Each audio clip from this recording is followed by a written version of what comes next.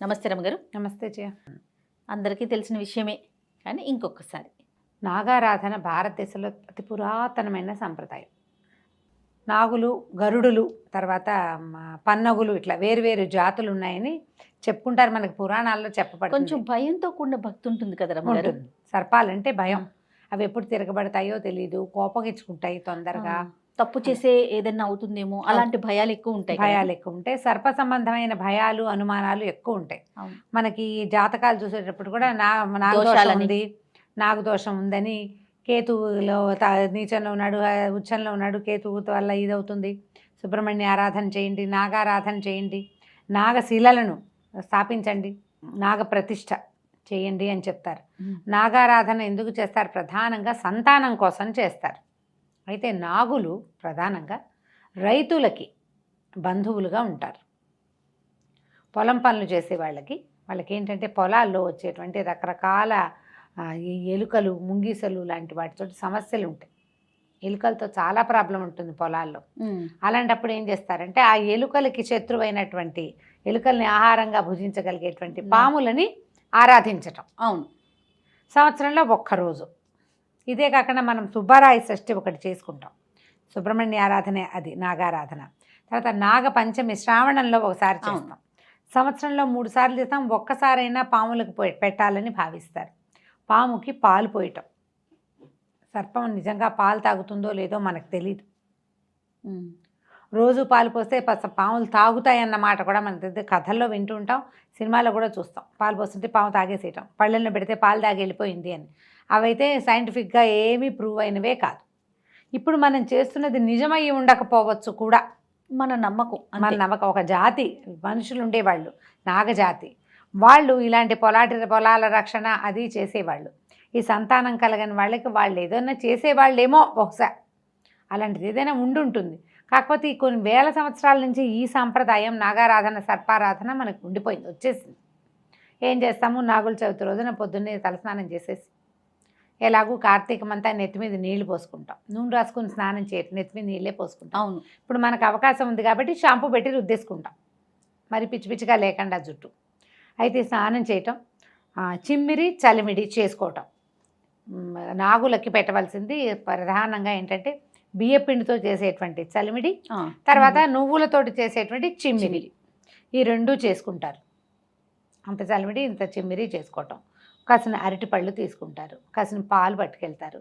కొంతమంది పుట్ట దగ్గర, అంటే ఇది పాలు పోయటం అనగానే సర్పాలు ఎక్కడ ఉంటాయి? సహజంగా పుట్టల్లో ఉంటాయి. పుట్టలో పాలు పోయటం అనేదే విధానంగా మనకు కనపడుతుంది. ఆ పుట్టలు లేవు సమీపంలో.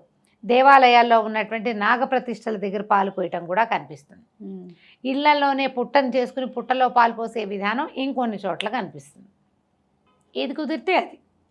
మన ఇళ్లలో ఏ సాంప్రదాయం ఉంటే ఆ సాంప్రదాయం. మనకు అలవాటు లేదు, ఇప్పుడు కొత్తగా చేయాలనుకుంటుంటే ముందుగా ఇంట్లో పెద్దవాళ్ళ దగ్గర పర్మిషన్ తీసుకోండి. ఓకే, చేసుకోనా అని. ఎవరైనా చుట్టుపక్కల వాళ్ళు చేస్తున్నారు, మీకు కూడా అదేదో చేయాలని ఉంది, పెద్దవాళ్ళు, భర్త, అత్తగారు వీళ్ళు ఒప్పుకుంటే మీ ఇళ్లలో లేని కొత్త సాంప్రదాయానికి తెర తీయద్దు, ఒప్పుకుంటే వెళ్ళండి. ఈజీ ఏంటంటే మనం దేవాలయానికి వెళ్ళి ఆ నాగులు అవి ఉంటాయి కదా, నాగప్రతిష్టలు, అక్కడ పాలు పోసుకోవచ్చు. అంత పెద్ద తప్పేం లేదు, ఆ పని చేయొచ్చు. పుట్టలో పాలు పోయటం అనేది సంప్రదాయబద్ధంగా కొన్ని ఇళ్లలో వస్తుంది, ఆచారం, ఆనుచారంగా వచ్చేవే అవి. అయితే ఈ పట్టుకెళ్ళిన చిమ్మిది చలిమిడి రెండు పట్టుకెళ్తాం. అరటిపళ్ళు, కొంచెం బియ్యపిండి కూడా పట్టుకెళ్తాం. ఏం చేస్తారంటే పాలతోటి ఈ చలిమిడి చేత్తో తీసుకోవడం, అది నలుపుతూ ఈ పాలతోటి దాన్ని పోస్తారు లోపలికి. చిమ్మిరినంతే, చలిమిడి, అరటిపళ్ళు కూడా వేస్తారు, బియ్యపిండి కూడా వేస్తారు. నూకలు పోస్తాం, రూకలు ఇస్తావా, నూకలు వేస్తాం, రూకలు ఇస్తావా, పాలు పోస్తాం, పాపడిని ఇస్తావా అని ఇట్లా ఒక పాటలాగా చదువుతారు. నాగుల చవితికి మాత్రమే ఈ నాగేంద్రుడికి పుట్ట నిండా పాలు పోసే తండ్రి అని పాట ఒకటి వినపడుతుంటుంది. ఎందుకంటే ఇది ఎందుకు చేసేవాళ్ళు? పూర్వకాలం అంతా మనకి ఎలా ఉండేవి ఊళ్ళు, ఇప్పట్లాగా ఇన్ని ఇళ్ళు వాకిళ్ళు ఎక్కడున్నాయి? పుట్టలు పెరిగిపోయేవి, చీమలు పుట్టలు పెట్టేవి, సర్పాలు అందులో ఉండేవి.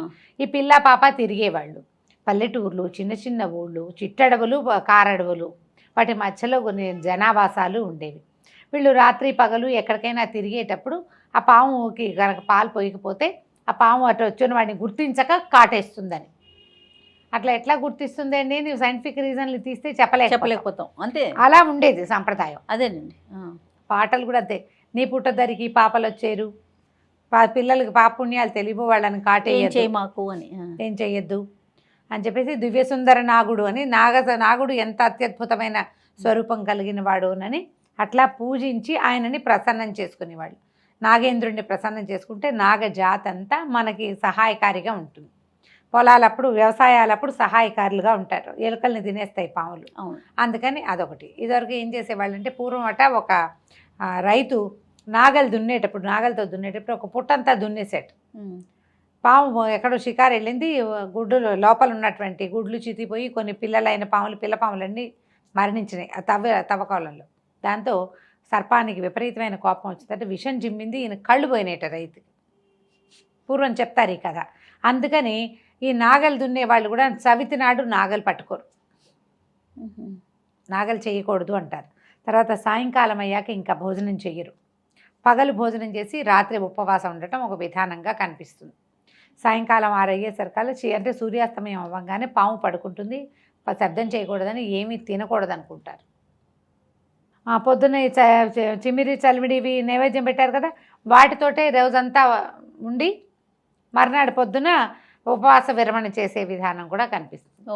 అయితే ఇది కార్తీకం కదా, ఈ ఒకరోజు పగలు భోజనం చేసి రాత్రి ఉపవాసం ఉండటం కూడా పెట్టుకోవచ్చు మన విధానాన్ని బట్టి, ఇళ్లల్లో ఉన్నదాన్ని బట్టి. లేదా సాధారణ నియమం ఏంటంటే కూరలు తరగరు. ఇప్పుడు కూర తరిగేటప్పుడు తరిగిన కూర తినకూడదు. కూర తరిగేటప్పుడు అందులో ఏదైనా పురుగు లాంటిది కత్తితో తరిగినవి తినకూడదని వింటాం. కత్తితో తరిగిన తినకూడదు, పెట్టకూడదు, వండకూడదు, తరగకూడదు. అంతే, అసలు తరగకూడదు అంటే దాని జోలికి పోము. ఏదో తేలిక చేసుకుంటాం, పప్పు అవి చేసుకోవచ్చు. దాంట్లో చిదిం వేయగలిగే ఆకుకూర పప్పు అలాంటివి చేసుకుంటాము. ఏ శనగలో ఉంటే వాటిని కూర చేసుకుని సాతాళించుకుని తినేవాళ్ళు పద్ధతి అంతే. అది ఈ విధానంగా మనం సర్పారాధన చేసుకోవచ్చు. సుబ్రహ్మణ్య స్వామి అష్టకం చదువుకోవటం, సుబ్రహ్మణ్య భుజంగ ప్రయాతము అలాంటివి చదువుకోవటం, నాగులకు సంబంధించినటువంటి ప్రత్యేకమైన శ్లోకాలు కొన్ని ఉన్నాయి. ఆ నాగులకు సంబంధించిన శ్లోకాలు చదువుకుంటే సర్పదోషాల వల్ల సంతానం కలగని వాళ్ళకి ఈ స్తోత్రాల వల్ల చాలా విశేషమైన ఫలితం లభిస్తుంది. ఉదంకుడి నాగస్తోత్రం చాలా ప్రత్యేకమైనది, మహాభారత అంతర్గతంగా ఉంటుంది, సంస్కృతంలోనే ఉంది, తెలుగులో కూడా ఉంటుంది. కుదిరితే ఉదంకుడి నాగస్తోత్రాన్ని ప్రయత్నం చేసి అది చదువుకోండి. 4 తెలుగు పద్యాలు లాస్ట్ ఇయర్ చేసాము, మన వాళ్ళు ఆ వీడియో ఎలాగో వేస్తారు. కుదిరితే అది వినండి, నేర్చుకోండి, మీరంతటా మీరే ప్రయత్నం చేసి చేసుకోవచ్చు. ఇంట్లో కలుగు పెట్టి చేసుకునేటప్పుడు కూడా గోధుమ పిండితోటి చిన్నగా పిండి గట్టిగా కలిపేసి ఒక గోడకి ఆ గోధుమ పిండిని ఇట్లా దొన్నెలాగా అంటిస్తారు, ఓ హోల్ చేస్తారు. ఇందులో పాలు పోసుకుంటాం. ఆ లోపల ఏం చేస్తామంటే పాము పడగ, చిన్న వెండి పడగలు పెట్టుకుంటాం. లేదా గోధుమ పిండితోటే చిన్నగా పాము స్వరూపంలాగా చేసి 3 చుట్టలు చుట్టి ఇట్లా ఉన్నట్టుగా చేసుకోవాలి. గోధుమ పిండి పాములు చేస్తారు, పిల్లలు కూడా చేస్తారు. ఆ పామును పెట్టడం, దాని మీద ఈ పుట్ట కలుగుని ఏర్పరచుకోవటం, పాలు పోసుకోవటం. పళ్ళెంలో కూడా కలుగుని ఏర్పరిచి పోసుకోవచ్చు. పళ్ళెంలో ఇట్లా పెట్టడం, దానికి హోల్ లాగా చేయటం, ఆ లోపల పడగని అమర్చుకుని పాలు పోసుకోవచ్చు. ఈ విధానాలు లేవంటే చిన్న సర్పపు పడగ ఉంటే కనుక దొరుకుతాయి, వెండి ప్రతిమలు కూడా దొరుకుతాయి. అది ఒక పళ్ళెంలో, ఒక వెండి పళ్ళెంలోనో స్టీల్ పళ్ళెంలోనో పెట్టి దాని మీద ఈ స్తోత్రం చదువుకుంటూ పాలు పోసుకుని మనం చేసినటువంటి చెమ్మిరి, చలివిడి, అరటిపళ్ళు వీటిని నివేదన చేయొచ్చు. కొన్ని చోట్ల దీపారాధన చేసే నియమం ఉండదు. నాగులు చదువుతున్నాడు దీపం పెట్టరు, దీపారాధన చేయరు. పుట్ట దగ్గర కూడా దీపాలు అవి పెట్టరు వీళ్ళు, ఒట్టిగా పాలు పోసుకుంటారు. ఇవి ఒకరోజు నో దీపారాధన. అయితే కొంతమంది ఏం చేస్తారు, దీపారాధన చేసి తర్వాత టపాసులు కూడా కాలుస్తారు పుట్ట దగ్గర. అవునండి, కాలుస్తారు. పుట్ట దగ్గర టపాసులు కాల్చే విధానం కూడా ఉంటుంది. ఎవరి పద్ధతిని బట్టి వాళ్ళు చేసుకోవచ్చు. పుట్ట చుట్టూ తిరిగి ఆ పుట్టమన్ను కూడా మనం పుట్టమన్ను ప్రధానమైనది ఏంటంటే ఈ పుట్టమన్ను, పుట్ట బంగారం అని చెప్తారు. ఆ మన్నుని చెవులకు పెట్టుకుంటే చెవికి సంబంధించిన సమస్యలు తీరిపోతాయని, పిల్లలకి ఆరోగ్యానికి మంచిదని చెప్తారు. పుట్టమన్ను తెచ్చి తప్పకుండా పిల్లలకి పెట్టాలి.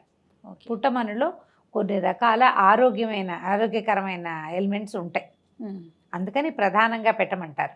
పుట్టలు చీమలు తవ్వుతాయి కదా, గుల్లగా అయిపోతుంది మట్టి, మృదువుగా ఉంటుంది. మనం ఈ పాలు పోసి అవి పెట్టి ఇవి పెట్టి కొన్ని చోట్ల కోడిగుడ్లు అవి వేసే పద్ధతి కూడా ఉంటుంది. లోపలికి జారు విడుస్తారు. పద్ధతి ఎవరి తీరు వాళ్ళది కదా, సంప్రదాయాన్ని బట్టి చేయాలి. అంటే ఇప్పుడు గుడ్లు తినని వాళ్ళు కూడా గుడ్లు వేసే సంప్రదాయాలు కనపడతాయి. తినేవాళ్లే వేస్తారని అనుకోవడానికి వీల్లేదు, తినని కమ్యూనిటీస్ వాళ్ళు కూడా వేస్తారు. దీపాలు పెట్టుకుంటారు. ఇంట్లో కూడా దీపం పెట్టకూడదనే నియమం కొన్ని కుటుంబాల్లో ఉంటుంది.